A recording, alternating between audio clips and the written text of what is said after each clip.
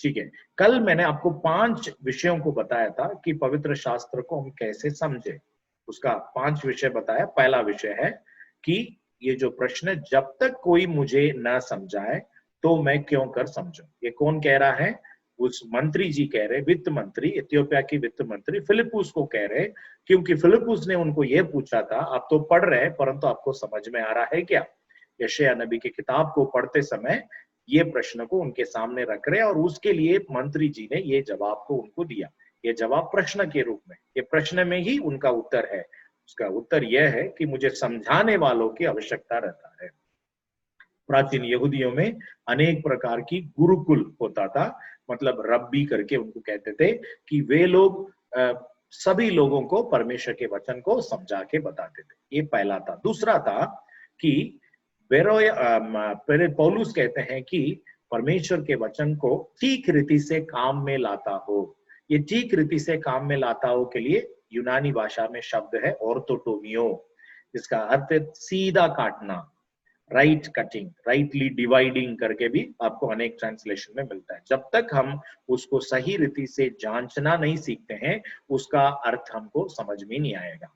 फिर तीसरा जो महत्वपूर्ण बात है, ये बेरोया नगर के जो सूत्र करके अपन कह सकते हैं, बेरियन फॉर्मूला, बड़ी लालसा से वचन को उन्होंने ग्रहण किया, शास्त्रों में ढूंढते रहे कि ये बातें यो ही है कि नहीं। मतलब प्रेरित पौलुस प्रचार कर रहे या कोई भी प्रचार कर रहे, वो शास्त्रों में ढूंढते रहे कि वो जो बता रहे हैं वो सही बोल रहे हैं या उनका खुद का कुछ बातों को जोड़ जाड़ के बोल रहे हैं।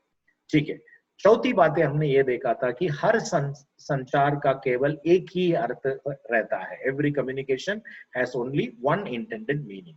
और पांचवी बात ये था कि हमने ये देखा कि ऑथर्स इंटेंडेड मीनिंग, एम करके बताया था, लेखक का अभिप्राय या इरादा, और दर्शकगण का समझ, मतलब प्रथम दर्शकगण ने उसको कैसे समझे, उनका क्या अर्थ है। तो दोनों एम में ही आपको वो शब्द में आ जाता है, ऑथर्स इंटेंडेड मीनिंग और लेखक का अभिप्राय और दर्शकगण का उनका जो अर्थ है, उन्होंने कैसे उन बात को स्वीकार किया।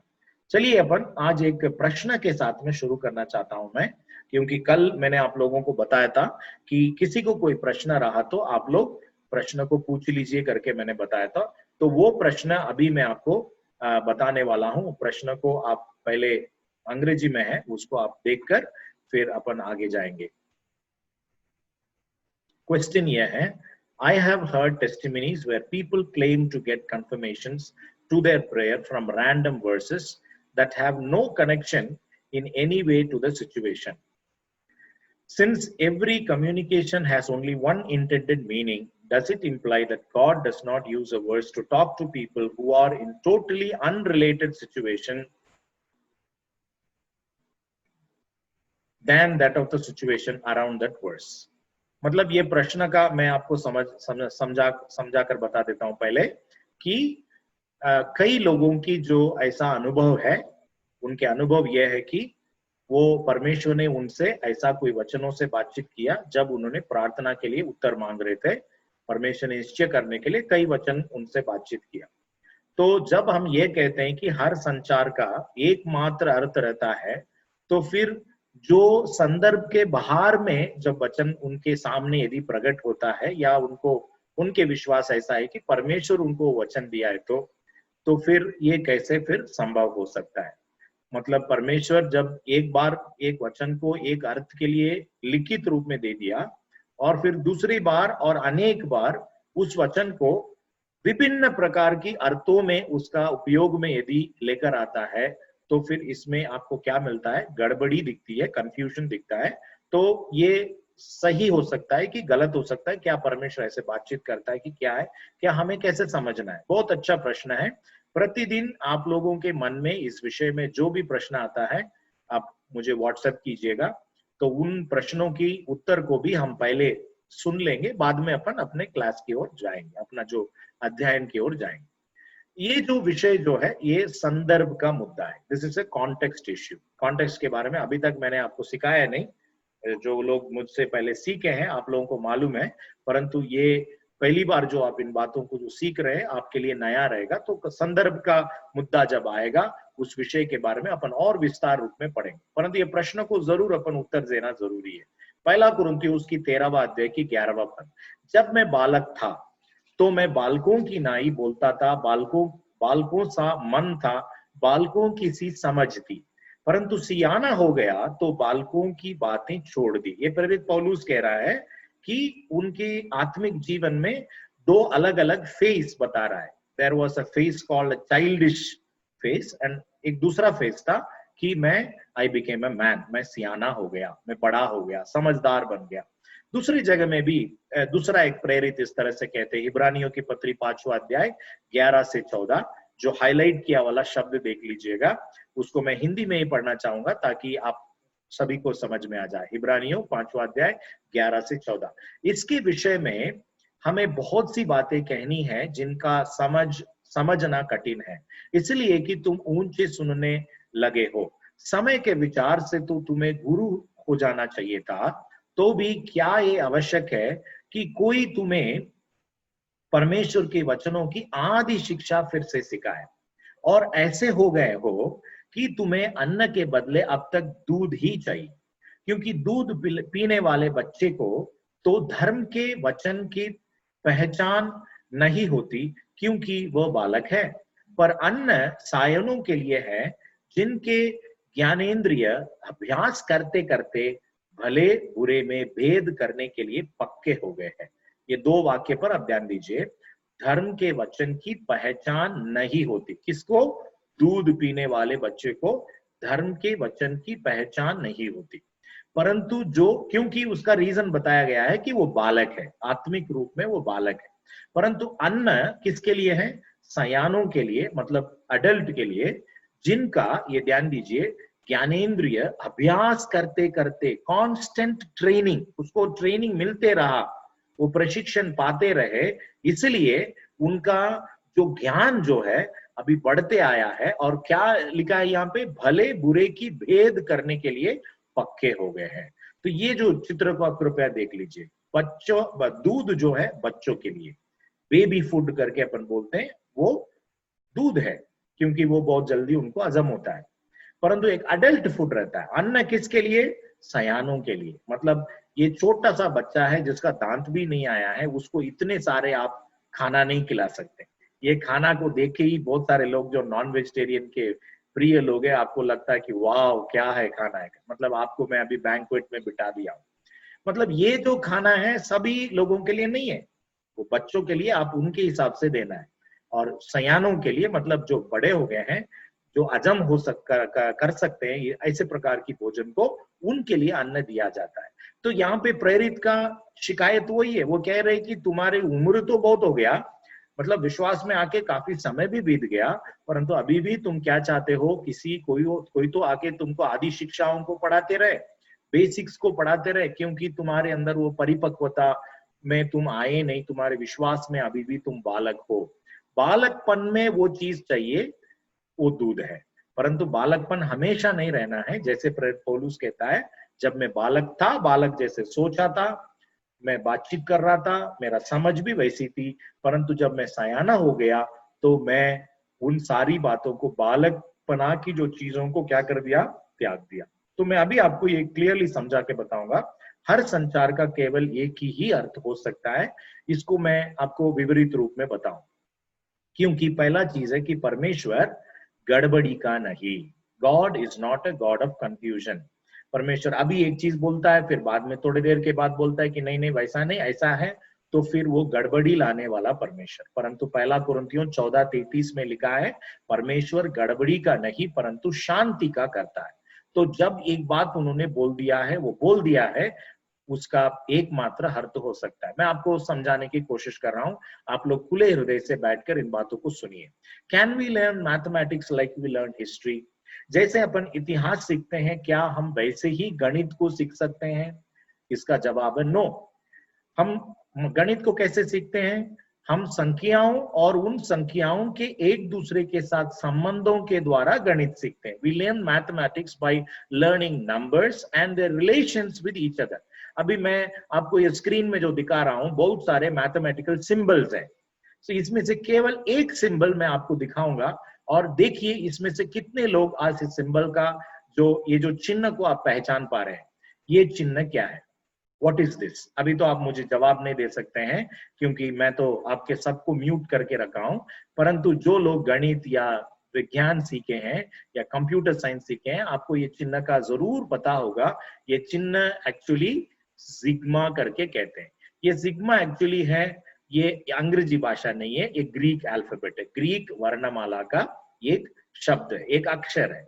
इसका उच्चारण जो रहता है सिग्मा करके कहते हैं। ये जो सिंबल को अच्छे से देख लीजिए, ये सिंबल है ग्रीक अल्फाबेट है। जैसे कि हिंदी में, इंग्लिश में अलग अलग उसका अपना वर्णमाला रहता है, उसी तरह ये ग्रीक भाषा, यूनानी भाषा का एक अक्षर है सिग्मा। इसका प्रोनाउंसिएशन सिग्मा करके हम कहते हैं। ठीक है, मैथमेटिक्स में ये सिग्मा कहां पे उपयोग होता है? It is used to denote the sum of numbers. मतलब सम बोले तो उसका सारांश या जोड़। गणित में इसका उपयोग सारांश को दर्शाने के लिए किया जाता है। सम, जब भी आप सम करके लिखते हैं तो सिग्मा इस्तेमाल करते हैं। गणित जो पढ़े आप सभी को मैं जो बोल रहा हूं, आपको ये बात समझ में आ रहा है। देखिए ग्रीक अल्फाबेट है, यूनानी वर्णमाला है, जो जी या सी करके उसका प्रोनाउंसिएशन है सिग्मा करके कहते हैं, परंतु गणित में उसको सारांश के लिए, सम ऑफ के लिए ये सिंबल, चिन्ह इस्तेमाल किया जाता है। परंतु एक किंडरगार्टन बच्चे के लिए, एक बालवाड़ी की छात्र के लिए इसका मतलब है कि अक्षर एम जो है, अंग्रेजी अक्षर एम क्या कर दिया? एम या डब्ल्यू अपना आसन बदल दिया, मतलब उसने अपना शेप को बदल दिया। एम कैसे दिखता है? उसमें आपको चित्र दिखाया, डब्ल्यू उल्टा रहता है। तो एम या डब्ल्यू अपना आसन को, अपने पोस्चर को चेंज कर दिया। एक किंडरगार्टन बच्चे की दिमाग में वही रहता है। उसको लगेगा कि अरे ये एम ऐसे कैसे हो गया, या डब्ल्यू को क्यों ऐसा लिख दिए। शायद वो नोटबुक को पलटा के उसको सही करने की कोशिश करते हैं। ये उनकी गलती नहीं है, क्योंकि उनका समझ उतना ही है। उनको एम मालूम है, उनको डब्ल्यू मालूम है, परंतु उनको सिग्मा मालूम नहीं है। जो गणित पढ़ते हैं उनको शायद सिग्मा पता है, परंतु उनको यह नहीं पता है कि वो ग्रीक अल्फाबेट है। ठीक है, ओके।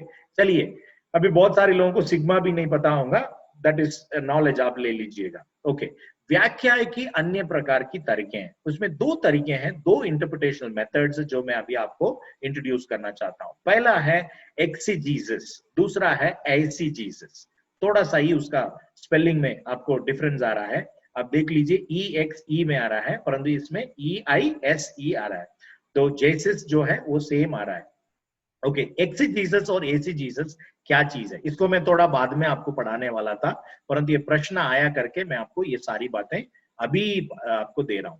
एक्सीजीसस शब्द का अर्थ है बाहर निकालना। The word exegesis literally means to lead out of, मतलब कोई चीज में से उसको बाहर करना। That means the interpreter is led to his conclusions by following the text.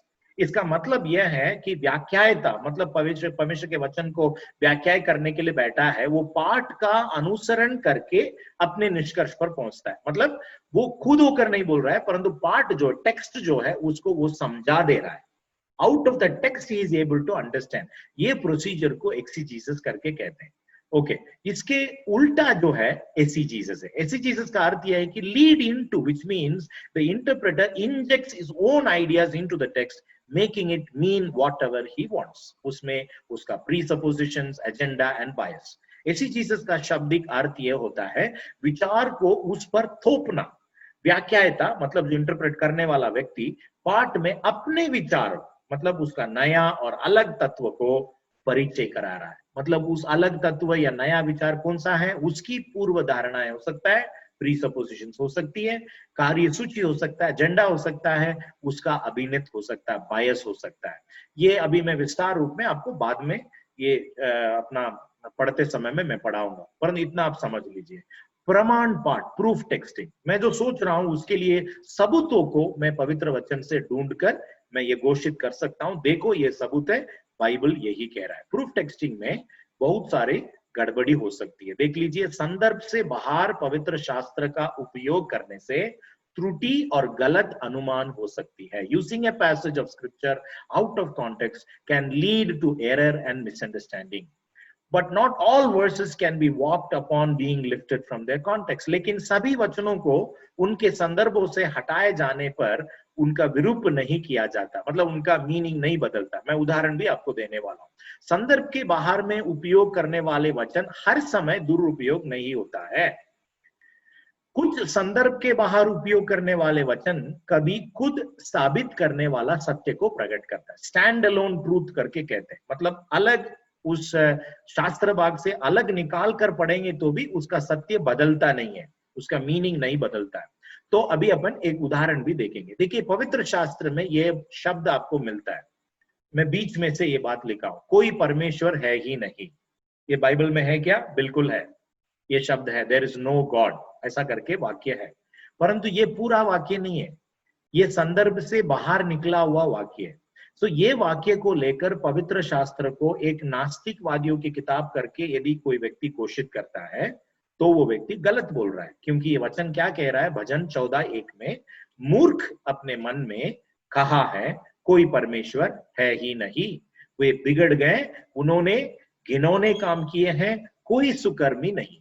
अब देखिए, इसमें आपको क्लियरली समझ में आया होगा, मूर्ख ने अपने मन में कहा, उसको भी काट दिया गया है, और नीचे जो उनका स्वभाव के बारे में बिगड़ गए, उन्होंने घिनौने काम करते हैं, कोई सुकर्मी नहीं, ये भी कन्वीनियंटली काट दिया गया, चाट दिया गया। और कौन सा शब्द बोलते हैं? कोई परमेश्वर है ही नहीं। तो देखिए, कोई वाक्य को जब संदर्भ के बाहर जब निकालते हैं, उसका मीनिंग अभी चेंज हो जाता है, बदल जाती है। परंतु ऐसा भी कोई वचन है, संदर्भ के बाहर उपयोग करने वाले वचन, जो उसका मीनिंग नहीं बदलता है। अभी ये इस अध्याय से बाहर निकालेंगे तो भी ये वचन का अर्थ कभी नहीं बदलता है, क्योंकि परमेश्वर ने जगत से ऐसा प्रेम किया रखा कि उसने अपना एकलौते पुत्र दे दिया, ताकि जो कोई उस पर विश्वास करे वो नाश न हो परंतु अनंत जीवन पाए। ये वचन को आप उस शास्त्र भाग से अलग निकालेंगे तो भी उसका अर्थ नहीं बदलता है। तो ये तो बहुत लंबा वचन मैंने बताया, बहुत सारे छोटे छोटे वाक्य भी है।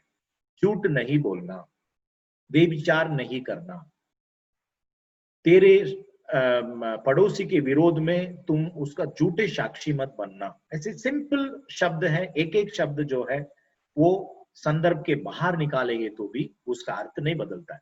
सो हर वक्त आप इस बात को ध्यान देना है, हर वक्त वो अर्थ नहीं बदलता है। परंतु बहुत बार जब ऐतिहासिक घटनाएं वहां पे है, सांस्कृतिक बातें वहां पर है, जो हमारे संस्कृति से वो भिन्न है, तो वहां पर हम बहुत ही सावधानी से पवित्र शास्त्र को पढ़ना है।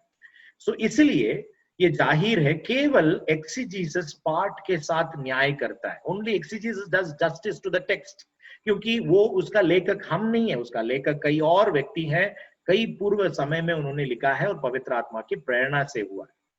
हम उसका लेखक नहीं है, तो वो बात याद रखना। एक्सीजीसस की पार्ट की साथ में गलत व्याख्या करता है। Exegesis is a mishandling of the text and often leads to a misinterpretation. Okay. व्याकरण, वाक्य विन्यास और व्यवस्था के सम्मान करते हुए संबंधित पाठ की सही अर्थ की खोज करना एक्सीजीसिस है। एक्सीजीसिस is concerned with discovering the true meaning of the text, respecting its grammar, syntax and setting. इसको मैं और वर्णन करूंगा आपको बाद में। शब्दों की सही अर्थ की कीमत पर भी केवल अपना अर्थ या तर्क को बनाने के लिए चिंतित रहता है एक्सीजीसिस। मतलब एक्सीजीसिस और एक्सीजीसिस में ये फर्क है, आप इस बात को समझना चाहिए। तो इसका कंक्लूजन आप कैसा लेंगे, आप खुद ही डिसाइड कीजिएगा कि परमेश्वर जब किसी व्यक्ति से बातचीत करते समय में उसको संदर्भ से बाहर या संदर्भ से बिल्कुल संबंधित नहीं ऐसा शब्दों से बात कर सकता है क्या, या परमेश्वर ही उन्होंने कंफर्मेशन दिया है क्या, इसका खुद ही आप लोग अपना व्याख्यान कर दीजिए। मैंने आपको ये इतना कह दिया, इसमें अभी भी आपको कंफ्यूजन है तो फिर आप मुझे फिर से संपर्क कर सकते हैं। ओके, आज का पढ़ाई अपन जाएंगे पवित्र शास्त्र को कैसे समझे। आज अपन एक नए विषय को सीखेंगे, हमारी सांस्कृतिक बंधन। पवित्र शास्त्र को पढ़ते समय पहले पहले हम अपनी स्थिति को समझना है, वो है कि हमारी सांस्कृतिक बंधन। संस्कृति करके आया तो संस्कृति के लिए यहाँ पे अनेक प्रकार के लोग जो अपने अपने मतलब देश का या सांस्कृतिक जो वस्त्र को, कपड़े को पहनकर यहाँ खड़े हैं। तो ये प्रश्न आता है कि कल्चर क्या होता है, संस्कृति करके अपन कहते हैं वो क्या होता है। अनेक बातों में रहता है, अपना जो विचार, हमारा रीति रिवाज है, हमारे पहरावा, हमारे बोली, हमारी जो खाना, सब कुछ इसमें शामिल है। ठीक है, समझ लीजिए कि अभी ये व्यक्ति को आप देख रहे हैं, ये चित्र में देख रहे हैं कि ये व्यक्ति दोनों हाथों से खाना खा रहे हैं, मतलब केक खा रहे हैं, दोनों हाथों से खा रहे हैं। ये व्यक्ति को शायद हमारे देश में कोई गांव के व्यक्ति या कोई अपने संस्कृति में बहुत ही मायना रखने वाला व्यक्ति देखेगा तो इसको क्या बोलेगा, इस व्यक्ति को देखकर क्या बोलेंगे, आप क्या बोलेंगे, आप सोच लीजिएगा। समझिए कि मैं आपको एक महत्वपूर्ण बात यहाँ समझाने की कोशिश कर रहा हूँ। आपको महाराष्ट्र में चंद्रपुर में रोटी दिया जा रहा है, आप रोटी खा रहे हैं, किसी के घर में आपको रोटी परोस रहे हैं। सो खाते खाते आपको और रोटी लग रहा है तो आप आपके जो होस्ट ने कहा कि आप कितना भी ले सकते हैं, आप खा लीजिएगा, अपने हाथ से लेकर खाइएगा। सो कौन से हाथ से आप लेंगे, कौन से हाथ से पहले खाएंगे? अधिकतर हम लोग अपने दाएं हाथ से खाएंगे, राइट हैंड से खाएंगे। और ये रोटी हमको और चाहिए, एक्स्ट्रा रोटी चाहिए, तो रोटी यहाँ पे उसका तप्पी लगा के रखे हैं, आप कितने रोटी चाहिए ले सकते हैं आप। सो कौन से हाथ से लेंगे आप? ये दो हाथ है, राइट हैंड लेफ्ट हैंड, परंतु हमारे सांस्कृतिक रूप में हम लोग इधर महाराष्ट्र में क्या करेंगे, राइट हैंड में लेंगे कि लेफ्ट हैंड में लेंगे? राइट हैंड में लेंगे। राइट हैंड यदि आप बोलते हैं तो गलत हो गया, क्योंकि हम लोग अपने बाएं हाथ से लेते हैं। मतलब ये राइट हैंड जो खाना खा रहे हैं उसको क्या बोला जाता है? जूठा हाथ बोला जाता है। यदि आप अपने खाने खाते हुए उस हाथ से रोटी आप लेते हैं तो आप जूठे हाथ से लिया है करके जो सामने वाला व्यक्ति को लगेगा सांस्कृतिक रूप में। अब तमिलनाडु गए, वहां पर आपको इडली परोसा जा रहा है, आप इडली खा रहे हैं, आप इडली और आपको इडली चाहिए, एक हॉट पैक में बहुत सारे इडली है, आप कौन से हाथ लेंगे? आपके पास दो हाथ है, राइट है लेफ्ट है, इसमें से आप कौन सा उपयोग करेंगे? समझिए कि आप यदि अपना बाएं हाथ इस्तेमाल कर दिया, मतलब आपके जो लेफ्ट हैंड को इस्तेमाल किया, तो आप गलत हो गए। आपको क्या करना है? राइट हैंड ही इस्तेमाल करना है। मतलब जिस में आप खाना खा रहे हैं उसी जूठे हाथ से ही आपको इडली लेना पड़ेगा, क्योंकि बाएं हाथ वहां के संस्कृति में अलग विचार में बैठा हुआ, वो बांट दिए, राइट हैंड खाने के लिए और लेफ्ट हैंड साफ करने के लिए। तो आपको ये बात पहले से पूर्व जानकारी होना जरूरी है, नहीं तो जो आपके होस्ट है उस इलाका में, उस संस्कृति में रहने वाले आपसे नाराज हो जाएंगे। देखिए, वस्त्र से आप पहचान सकते हैं कि ये व्यक्ति कौन है।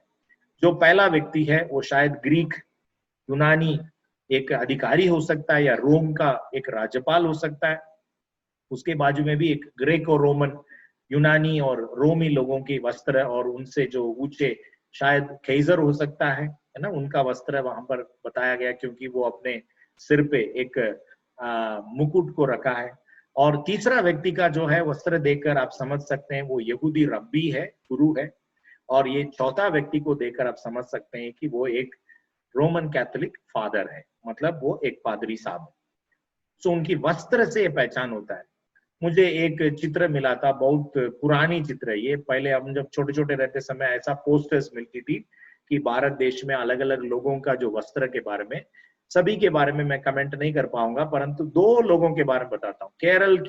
केरल वासी करके लिखा है, देखिए ये वस्त्र ऐसा नहीं पहनते थे, तो एक जमाने में शायद पहने होंगे, परंतु आज लोग ऐसा नहीं पहनते, केरल में ऐसा वस्त्र नहीं पहनते। और दूसरा लिखा है कि मद्रासी, एक्चुअली असल में मद्रासी करके कोई स्टेट ही नहीं है, मद्रास प्रेसिडेंसी करके ब्रिटिश के जमाने में जो था वो 4 सदर्न जो स्टेट्स, चारों स्टेट को मिलाकर मद्रास प्रेसिडेंसी था, फिर बाद में बॉम्बे प्रेसिडेंसी, ऐसा मद्रासी करके कोई स्टेट नहीं है, तमिलनाडु बोलना चाहिए। और ये भी सिर्फ अय्यर अयंगार, ये दो जाति वाले पहनने वाला कपड़ा यहाँ पे बताया गया, जो बहुत ही कम परसेंटेज की है।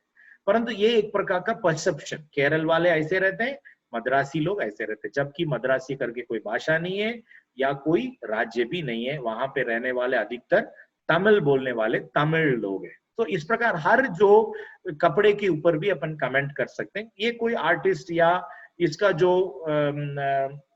ओनर ने जो आइडिया दिया उसके हिसाब से उन्होंने बता दिया। ओके, तो वस्त्र के ऊपर रहता है। और विवाह की विधि में भी भिन्न भिन्न प्रकार की विधि रहती है, उन विवाह विधि से भी हमारे संस्कृति को अपन प्रकट करते हैं। ठीक है, तो पहला चीज आपको क्या याद रखना है, हमारे सांस्कृतिक बंधन, हम लोग एक सांस्कृतिक बंधन में रहते हैं, अपने अपने सांस्कृतिक बंधन में रहते हैं। नंबर 2, दूसरा है पवित्र शास्त्र की सांस्कृतिक कपड़ा। पवित्र शास्त्र जो है एक सांस्कृतिक कपड़ा से लिपटा हुआ है।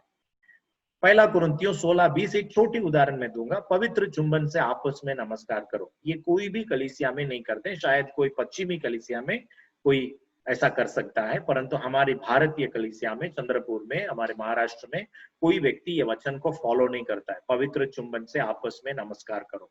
क्यों नहीं करते हैं? क्योंकि हम कहते हैं कि चुंबन हम पब्लिकली, सार्वजनिक रूप में उपयोग नहीं कर सकते। परंतु मैं आपको जो भूमध्य सागर के पास में रहने वाले देश जो है, मेडिटेरेनियन सी के बाजू में रहने वाला मिडिल ईस्ट जो है, मध्य मतलब भूमि में जो रहने वाला देशों में आज भी ये संस्कृति रहता है, वो एक दूसरे को चुंबन देते हैं। तो ये चुंबन देने का उनका कल्चर है, प्राचीन समयों से आया। यहाँ पे चित्र में आप क्या देख रहे हैं, याकूब अपने मामा की लड़की से यहाँ पर चुंबन दे रहा है, राहेल को चुंबन दे रहा है। तो ये बात बाइबल में लिखा हुआ है, उत्पत्ति 29:11। तब याकूब ने राहेल को चूमा और ऊंचे स्वर से रोया। मतलब उसने शायद छोटेपन में, बचपन में देखा होगा या देखा भी नहीं होगा, क्योंकि अलग अलग गांव में रहते थे वो लोग। तो उसने याकूब को, राहेल को देखकर उसने उसको चूमा और बहुत जोर से रोने लगा, ऐसा लिखा है। तो ये बात शायद हमारे संस्कृति में संभव नहीं है। दूसरा, यहाँ पे एक जो चित्र देख रहे हैं, ये एक व्यक्ति, एक स्त्री आकर यीशु मसीह के पैरों को चुम्बन देती है। तो यीशु मसीह को जो होस्ट जो था, वो कह रहा है कि यदि ये भविष्यवक्ता है, ये स्त्री कैसे प्रकार की पापी है, वो आके कैसे चुम्बन दे रही है, कुछ बोल रहे नहीं है करके मन ही मन यीशु के विरोध में कुड़कुड़ाते समय यीशु मसीह ये जवाब देते लूका 7:45 में, तूने मुझे चुमा न दिया, पर जब से मैं आया हूं तब से इसने मेरी पांवों को चुमना न छोड़ा। मतलब पांवों पर चुमना और गाल पर चुमने में फर्क रहता है। शरीर के कौन से जगह पे चुंबन दिया जाता है, लिया जाता है, उससे वो दो व्यक्ति के बीच में के रिश्ता समझ में आती है। जब ये स्त्री आके यीशु के पैरों को चुंबन दी, तो वो ये दर्शा रही कि वो उनका एक गुलाम की तरह, मतलब घर के सबसे नीचा व्यक्ति आकर अपने स्वामी की पैर को चुंबन देता है। और गाल पे जो चुंबन देते हैं वो मित्र देते हैं या परिवार, एक सह रूप में, मतलब समानता में रहने वाला देता है, अधिकतर मित्र। ये चित्र से आप पहचान लिए, यहूदा इस्करियोत यीशु मसीह को चुंबन देता है और पकड़वा के देता है, लूका 22:48। यीशु ने उसे कहा, हे यहूदा, क्या तू चुम्मा लेकर मनुष्य के पुत्र को पकड़वाता है? आप देखिए, हर एक घटना है, राहेल की, याकूब की स्टोरी है, यीशु मसीह के स्त्री को यीशु मसीह के पैर को एक स्त्री आके चुम्बन देती है, और यहाँ पर यहूदा यीशु मसीह का जो 12 चेलों में से एक व्यक्ति यीशु को पकड़वा देता है। उस वक्त में भी चुंबन इस्तेमाल हो रही है। तो कौन सी जगह पे चुंबन है वो आपको देखना जरूरी है। सो ऐसे वचनों को हमें क्या करना है, उसको हम कहते हैं कि सांस्कृतिक परिवर्तन, cultural transposition, cloth the essential revelation with the appropriate cultural expression. अनिवार्य प्रकाशन को उपयुक्त सांस्कृतिक अभिव्यक्ति के साथ जोड़ना या पहनना। मतलब आपको क्या करना पड़ेगा, यहाँ पर पवित्र चुंबन जो है वो सांस्कृतिक एक प्रकार का कार्य है, क्रिया है। तो पवित्र उस शब्द को आप हटा दीजिए, उस कृति को हटाइए, और आपको क्या करना चाहिए, अनिवार्य प्रकाशन यहाँ मिल गया, पवित्र डैश से आपस में नमस्कार करो। मतलब पवित्रता के साथ नमस्कार करना अनिवार्य चीज है, परंतु आपको कैसे करना है, उसके साथ आपको जोड़ना है उपयुक्त सांस्कृतिक अभिव्यक्ति। उपयुक्त सांस्कृतिक अभिव्यक्ति बोले तो रेलेवेंट कल्चरल प्रैक्टिस। आपके संस्कृति में यदि हाथ जोड़ना, हाथ मिलाना, जो संस्कृति आपके लिए उपयोगी है और मतलब स्वीकार करने योग्य है, पीढ़ियों से आया है, उसको अपन अंगीकार करना है। केवल एक बात आपको ध्यान में रखना है, उसमें कोई पापमय चीज नहीं होना चाहिए। पाप में हमें ले जाने वाला कोई कृति नहीं होना चाहिए। यदि हमें हमारे शारीरिक अभिलाषाओं को या पाप में ले जाने वाला कृति यदि वो रहता है, तो उसको भी हमें जरूर दूर करना है। और जो हमें पवित्रता में रहने के लिए मदद करता है, ऐसे सांस्कृतिक अभिव्यक्तियों को, मतलब एक्सप्रेशंस को हमें उपयोग करना है। तो परमेश्वर इस मनन के द्वारा आप सभी को आशीषित करे। तो मेरा प्रार्थना यह है कि प्रतिदिन इस अध्ययन में आप लोग शामिल हो जाइए। परमेश्वर निश्चित रीति से आपको इसके द्वारा बहुत सारी बातें सिखाएंगे। और इस वक्त अपन प्रार्थना करेंगे। अपने प्रश्नों को जरूर आप व्हाट्सएप कीजिएगा। परमेश्वर निश्चित रीति से हम सभी को आशीषित करेगा।